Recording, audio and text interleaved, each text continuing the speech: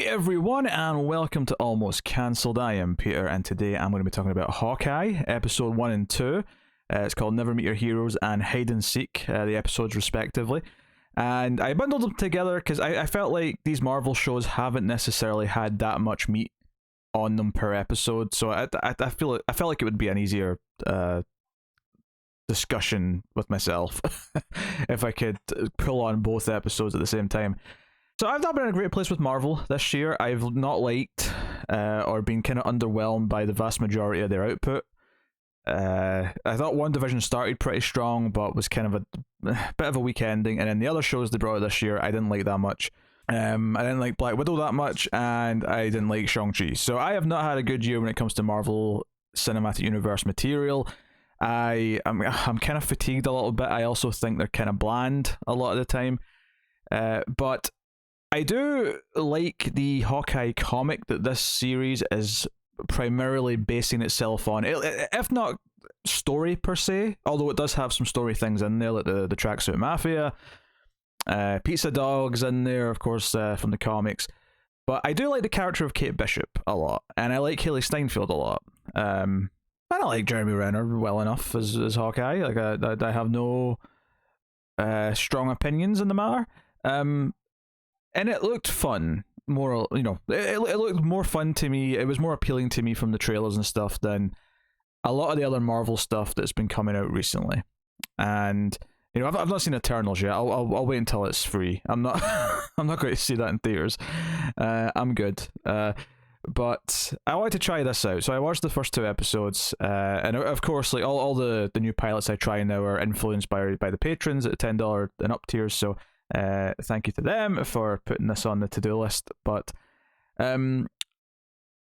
so obviously Clint Barton in the MCU is a little bit different from Clint Barton in the comic books, so obviously there has to be some changes to how he meets Kate and where he is, why he's in New York, and why the scenario is unfolding as it is. And he's in New York with his kids seeing the Avengers musical, although it was something like Steve Rogers the musical, I think it was called. And while he's there, some other things happen that keep him around, and those other things happen with Kate. Kate is a character who we see in the first episode lost her father in the 2012 Avengers New York fight. We see her in a big, she's part of a rich family. They've got a big New York apartment. And sure enough, it ends up with a hole in one of the walls because the Shatari fight is going on outside. And that kind of sets up, Vera Farmiga plays her mother.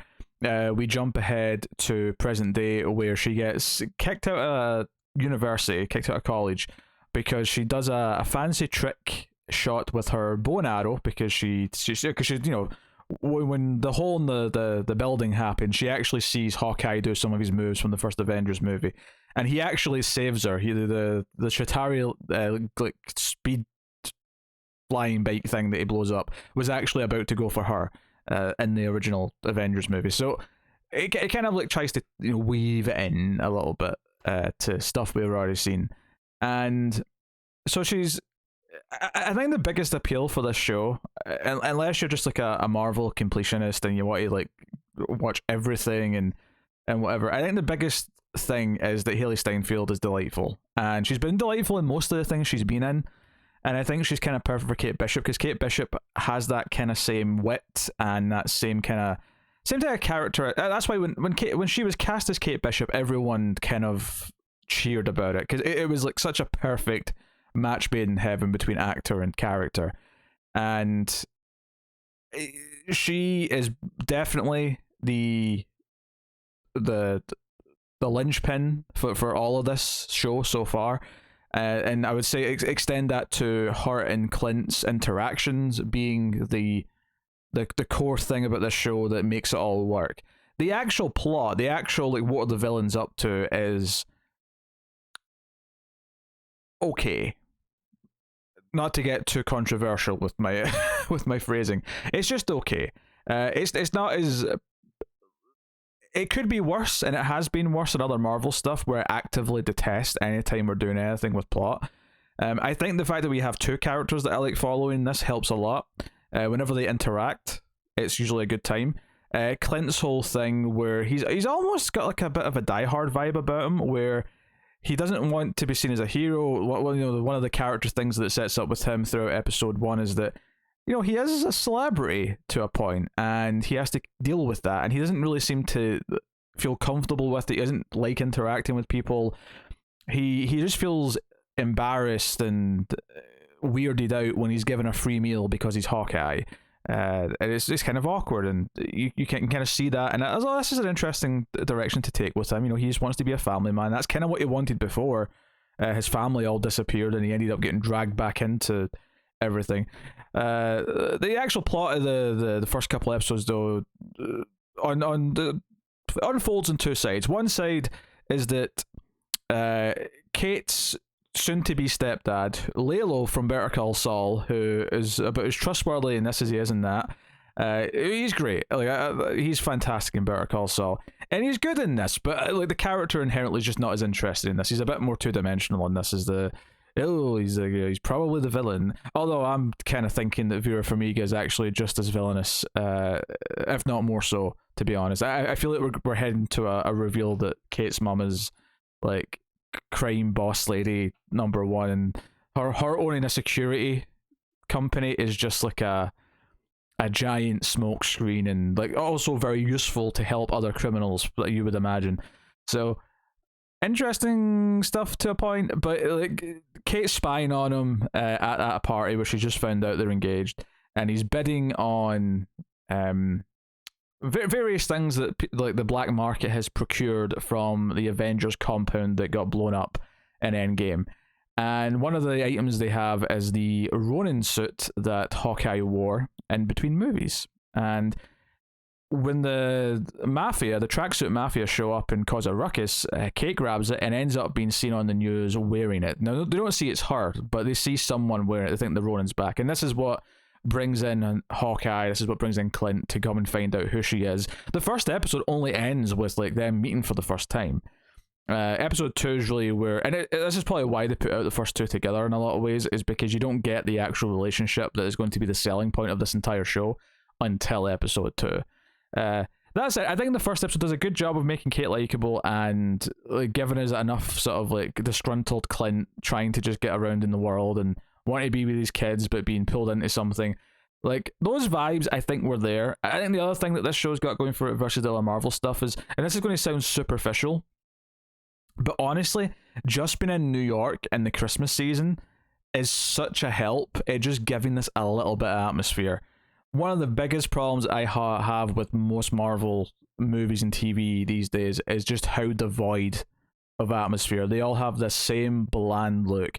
At least this is a vibe. This is something. Like, it's Christmas in New York, right? I can't not think of Home Alone 2 whilst they're running around. Like, it is what it is. And it really gives it something. It gives it a bit of a personality. And maybe that's why I was connecting, like, Clint, just every man doesn't want to get involved, but is very efficient when he has to. It makes me think of John McClane, and combined with Christmas, you get Die Hard. So, like, maybe that's why these things came to my mind. The Tracksuit Mafia could be saying bro more, which is that's probably going to be a complaint that sounds silly to anyone who's not read the comic, but if you've read the comic, they're not saying bro enough. They said bro way more in the comic. They're definitely saying it a lot. Like, by any other standards, they are saying bro a lot, but not as much as the comic. So I'll point that out. And a lot of it is Clint's like, okay, this is the first and second and only times we're going to meet. I'm going to help you patch things up, and I'm going to go find that suit so that no one tracks you down. But of course, she gets attacked, or her apartment gets burned down by the Tracksuit Mafia. All these things are all happening. So again, the plots kind of play out in the two lanes, and they're going to fairly, cross over a lot, I imagine, the more we go as well. But one is the fact that Rich Dude, who's the uncle of Lalo, he is found murdered in the first episode, and Kate was there, presumably just after it happened, and they think the Ronin who was caught on tape might be the killer, but we suspect otherwise. The most likely candidate is Lalo with his sword. So she, like, kind of has a bit of back and forth with him at a family dinner, tries to prove that he's a liar. There's just kind of this tension. This, do you know what this is? This is something that I don't think is that good, but is being elevated a little bit because of the actors involved. Both Steinfeld and Dalton, who plays the stepdad, or the soon-to-be stepdad. I'm calling him Lalo because that's his character in Better Call Saul. But they are elevating kind of dull, intriguing storytelling, right? So this is meant to build intrigue. This is meant to be the, oh, can we trust him? Is he really evil? And he has the butterscotch, like, with the emblem on it from the crime scene. Can we trust him? Is it really the mother who's evil? And honestly, I feel like we've seen this type of scenario play out enough that you have to really do something different with it. And I don't think this does. I think it's actually kind of just, like, this would be a pretty dull plot. And it's definitely my least favourite part of the plot, I think. Not that there's any part of the plot that I think is amazing. Like, I like the two main characters. I don't necessarily love the plot that much. But so far that's not been too much of a hindrance, which is nice. I guess the big concern going forward is that I've kind of had these feelings somewhat before, although I think I like these two characters more than I say like Falcon and Winter Soldier. But I kind of had a similar thing at the start of that show where I felt like, oh, I like these characters well enough, maybe like that'll get me through it. And then I hated like a lot of that show. The middle of that show, when it went deep into its plot, I really didn't like, and it kind of felt like it kept introducing things that just felt like it was murkying the storytelling rather than just doing a good job of the one or two ideas that it started with. And I hope that this doesn't fall to the same fate. And it's, we already end episode 2 with the introduction of the leader of the Tracksuit Mafia, who's this character named Echo, who I think we already know is getting our own miniseries, which honestly is just tiring at this point. Like, I'm so sick of everything leading to something else, and that's just a problem with the Marvel Cinematic Universe and in general, honestly, right now. But so there is a slight concern there. There definitely is. But I do keep coming back to really enjoying the interaction between Kate and Clint. Like him giving her his phone number and saying this is for emergencies only. I will, it makes it very clear that she shouldn't use it other than emergencies, or he will delete it and block her. And she like just texts him casually later on, "Hey, you missed me yet?" And that's just hard not to enjoy that back and forth. Like, these two are making this whole show worth watching. And I like that Clint is completely open with his wife about everything. We see Linda Cardinelli on the phone talking to him, and she knows about the Tracksuit Mafia, she knows about what's going on, and it's not, he's not hiding that from her. He's not at risk of upsetting his wife. She knows the score, and that was how she was presented in like Age of Ultron and the other brief glimpses we've had of her. She's always presented as someone who understands what Clint does and why he has to do what he needs to do, and so on. And sometimes Marvel can indulge a little bit in something silly, and the LARPing section, which thankfully wasn't too long, but the Clint walking through the LARPing party in slow motion and being talked into having to take part in it, walking through it in slow motion. Like, there is almost a joke here that I think is worth having, of him, like, even though it's all fake fighting, like him just winning immediately because he can actually fight and because he's a complete badass. But they do it all in slow motion, so it would have been way funnier to me if he just like did it very quickly and like efficiently in real time and just put them all down, and they all would just be in like complete shock or something. Like, if you're going to do the joke, like, I feel like that'd be the funnier way of doing it. As it was though, like him walking in slow motion and you hear him go no as he trips or something like that. Well, a bit cutesy, honestly. I do appreciate kind of the ending though, with the guy who's like, "Hey, let me kill you. I'll never get to be a big superhero. I'll give you the costume back," because I didn't even mention it, but there's a firefighter stole the costume from the crime scene. So Clint's tracking it down in episode 2, and it's actually kind of sweet the way he's all happy that Clint let him do this, and like there's definitely a nice sentiment there. And if the story for Clint over this series is like him finding his heart, Kate like calls him out on not having a heart and not wearing his heart on his sleeve, and he's a bit too reserved, a bit too cold, and like for people to like Hawkeye more, he has to like be a bit more approachable, and he needs, as she puts it, branding. And I suspect that him getting decked up in purple like she is going to be like kind of a point of like, hey, like branding, like I'm goddamn Hawkeye. I'm not just Clint Barton, I'm Hawkeye. Like that is a pretty interesting little character arc, and I like that it's a smaller scale. I like that everything more or less is a smaller scale. But there's definitely like parts of the family mystery and who killed the rich uncle dude. Like that stuff's just kind of, it's just there. I'm not really feeling much of it. I will say the episodes have went in fairly well. Like I didn't feel like they were dragging too much, and I think that is because as long as Kate or Clint are on screen, I tend not to be too upset, which is nice. So yeah, I realize that this all sounds very faint in terms of its praise. It's definitely the most promising thing I've seen for Marvel this year. Well, that's not true. WandaVision started more promising, but we know that ends in a bit of a whiff. So this is more promising than anything else since then, though. And I think part of the reason why it's more promising is because what it's doing, theoretically, should be easier to maintain and should be easier not to like fall prey to the bigger things that Falcon and Winter Soldier or Loki fell prey to.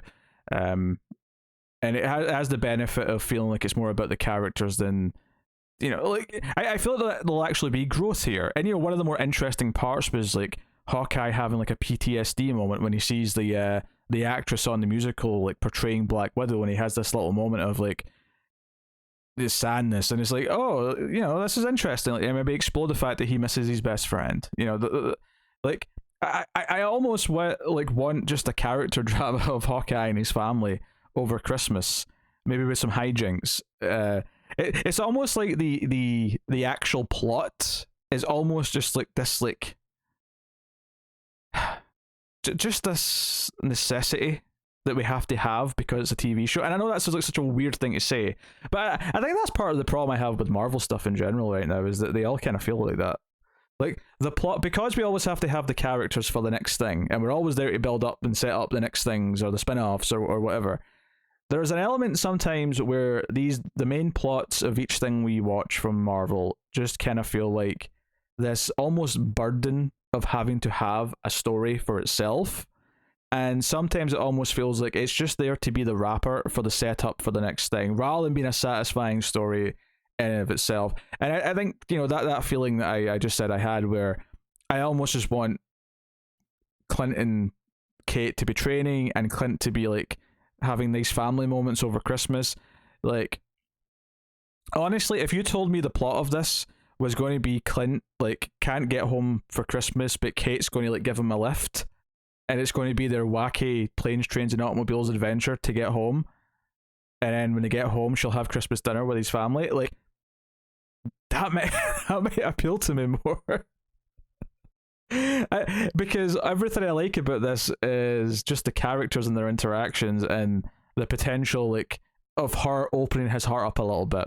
Obviously, she needs to be trained. She needs to like learn some serious lessons because she has maybe a little too quick to act and needs some discipline and all that. But and it makes sense that you set that story on Christmas, right? The heartwarming side of it. But as much as I love seeing the Tracksuit Mafia because I like that comic run, the actual mystery of who killed the uncle and the possibly evil stepdad and possibly evil mother, like all that stuff just feels like, oh, it's there because we need to have some plot. And how do you fix that? Like how do you make that not feel that way? I guess you used to need to have better writing ultimately. Part of it's because we're being conditioned to feel that way, I think. But so I came into this feeling fairly positive, and I'm still fairly positive. But I'm not over the moon. Like, I'm not saying this is excellent. I'm not saying this is great. I'm saying this is a very functional TV show that is elevated by the leads. And That's what it is. Wasn't a bad watch though. It's only 6 episodes, and we got 2 out of the way this week. As far as my plans for the rest of this show, I don't know if I'm going to have enough that I want to say about each episode. Maybe I'll just watch it and talk about the show at the end of the season. Even talking about these 2 episodes, I felt like I there wasn't a whole lot of the plots or individual scenes that I really wanted to mention or talk about. You know, I just, as it happens, I just watched and recorded my review for episode 2 of Squid Game, and I had so much that I wanted to say about that episode. I had so much that I wanted to talk about and analyze and say why I thought what it was doing was very smart and setting up things. And I think part of the problem with Marvel is that it is very much like going to McDonald's. It's like you might crave it and it might be a nice slice, you know, a nice trip to McDonald's, but ultimately there's not really much you can say when talking about it at a certain point. And you know, I'm not, at this point I am so over like the Easter eggs and the hinting for other things. I don't care anymore. Let me know what you thought of episodes 1 and 2 of Hawkeye in the comments below. Like and subscribe, all that stuff. Get me on the Twitters at mailed_fuzz for channel updates. And if you want to support the show, you know, go to patreon.com/mailfuzztv. You can support us for as little as $1 per month and get some bonuses for your trouble. But otherwise, that is me. So thank you once again for watching or listening. I always appreciate it. Keep watching TV. Have you got any vanilla?